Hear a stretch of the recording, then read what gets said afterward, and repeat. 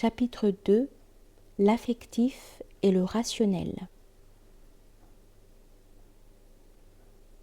Les sentiments sont la base de l'existence. Le jour où le dévouement, la pitié, l'amour et les illusions qui nous mènent seraient remplacés par la froide raison, tous les ressorts de l'activité se trouveraient brisés.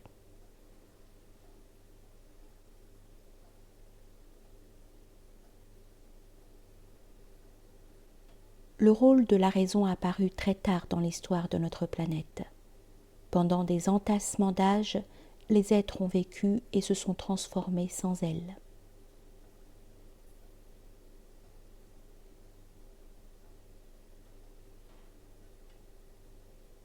L'évolution des sentiments est indépendante de la volonté. Nul ne peut aimer ou haïr à son gré. L'homme le plus fort reste sans pouvoir sur la vie de ses éléments affectifs et ne peut qu'en réfréner l'expression.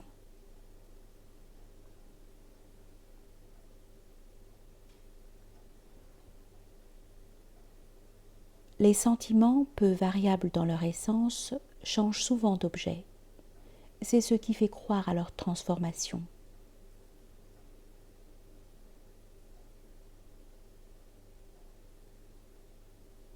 En matière de sentiments, l'illusion crée vite la certitude.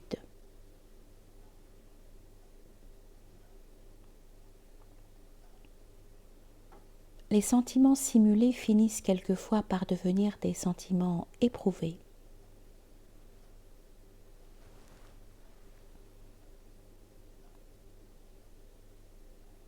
La force des évidences sentimentales est de ne pas tenir compte des évidences rationnelles.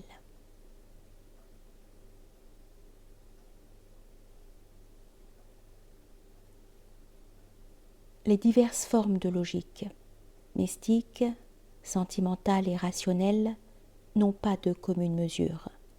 Elles peuvent se superposer, mais non se concilier.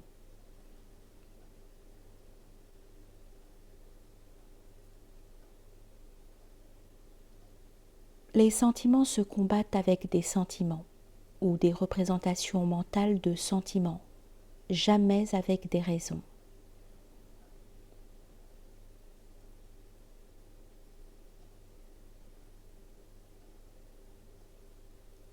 Ce qu'on fait par orgueil est souvent supérieur à ce qu'on accomplit par devoir.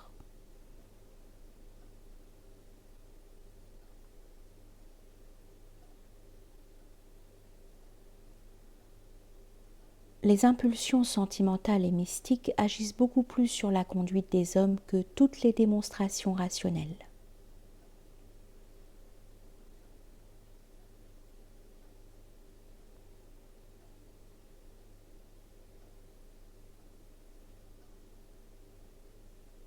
Une idée dénuée de soutien affectif ou mystique n'exerce aucune action.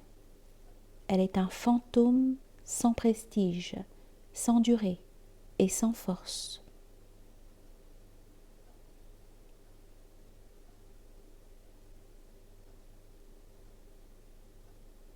Les influences affectives, mystiques et collectives sont les grandes régulatrices de l'histoire.